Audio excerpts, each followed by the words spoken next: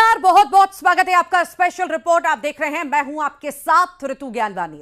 21 घंटे, जी हां, पूरे 21 घंटे तक चली वो मैराथन बैठक जिसमें दुनिया को उम्मीद थी कि बारूद की गंध की जगह शांति का हवा चलेगी, लेकिन नतीजा सिफर। ईरान और अमेरिका के बीच सीजफायर को लेकर हुई ये अहम बातचीत बेनतीजा खत्म हो गई।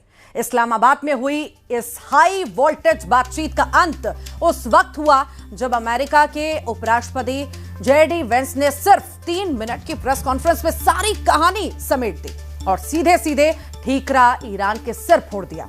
वेंस ने साफ कहा कि अगर ईरान अपने परमाणु कार्यक्रम पर लगाम लगाने को तैयार नहीं तो बातचीत का कोई मतलब नहीं।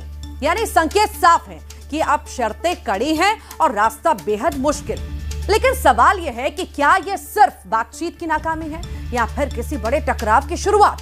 सीज फायर की डेडलाइन 22 अप्रैल तक है, लेकिन जिस तरह से बातचीत पटरी से उतरी है उससे खतरे की घंटी साफ सुनाई देती है। तो सवाल यही है कि क्या डेडलाइन से पहले की मसाइलें फिर गरजेंगी? क्या कूटनीति की टेबल अब जंग के मैदान में बदलने वाली है? और क्या मिडिल ईस्ट एक बार फिर से आग के दरिया में कूदने जा रहा है?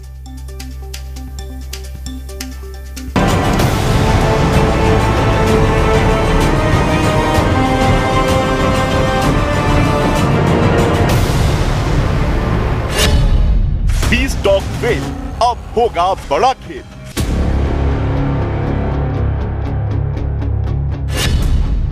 जिद पर अड़ा ईरान, फिर मचेगा कोहराम।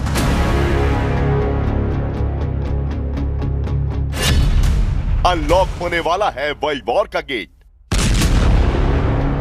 सीज फायर के दौर का पहला और सबसे अहम पड़ाव यानी पाकिस्तान का शहर इस्लामाबाद। पूरी दुनिया की नजरें उन चेहरों पर टिकी थी जिन्हें शांति वार्ता से पहले गर्मजोशी से गले लगते हुए और हाथ मिलाते हुए देखा गया था।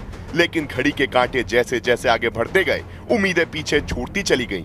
21 घंटे लंबी इस मैराथन बातचीत में जेडी वेंस और ईरानी प्रतिनिधि मंडल आमने सामने बैठे रहे, लेकिन हर दौर के बाद सिर्फ मतभेद ही बाहर आए। इस्लामाबाद की इस हाई प्रोफाइल बैठक में न्यूक्लियर प्रोग्राम से लेकर स्ट्रेट ऑफ हॉर्मुज तक हर मुद्दे पर टकराव साफ दिखा। शुरुआत की गर्मजोशी धीरे धीरे ठंडे तनाव में बदल गई और अंत तक आते आते साफ हो गया कि पहला राउंड किसी समझौते के लिए नहीं बल्कि दोनों देशों की सख्त पोजीशन दिखाने के लिए था। Whatever shortcomings in the negotiation, it wasn't because of the Pakistanis who did an amazing job and really tried to help us and the Iranians bridge the gap and get to a deal.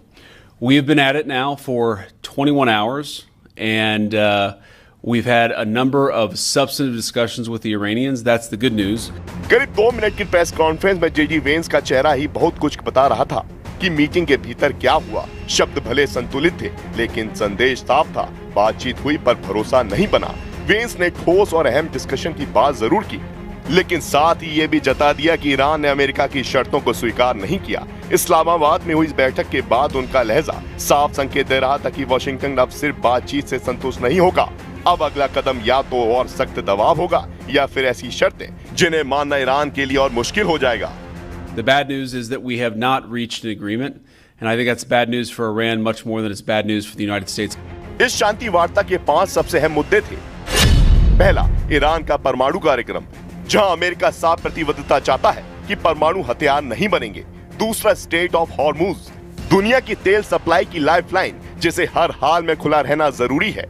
तीसरा, Lebanon में संघर्ष विराम, खासकर Hezbollah की भूमिका को लेकर। चौथा, आर्थिक प्रतिबंध और ईरान के फ्रीज एसेट्स जिन्हें तेहरान वापस चाहता है। और पांचवा, पूरे मिडिल ईस्ट की क्षेत्रीय सुरक्षा, जहां हर कदम का असर कई देशों पर पड़ता है। लेकिन बिचौलिए पाकिस्तान की मौजूदगी में दुनिया के लिए कोई गुड न्यूज नहीं आई। लिखित दस्तावेजों के जरिए अपनी अपनी बात तो रखी गई, लेकिन अमेरिका को खाली हाथ लौटना पड़ा। America. So we go back to the United States having not come to an agreement. We've made very clear what our red lines are, what things we're willing to accommodate them on, and what things we're not willing to accommodate them on.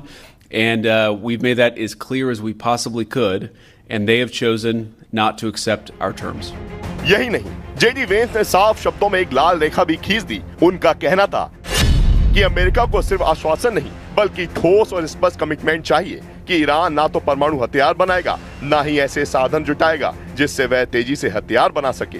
दूसरी तरफ Iran का रुख भी उतना ही सख्त रहा। ईरानी media, खासकर fast news agency के मुताबिक बातचीत का नतीजा इस बात पर निर्भर करेगा कि अमेरिका अपनी गैर तार्किक मांगों में बदलाव करता है या नहीं। यानी दोनों तरफ शर्तें भी कड़ी हैं और रुख भी अड़ा हुआ। यही वजह रही कि पहला राउंड खत्म हुआ, लेकिन टकराव जस का तस बना रहा।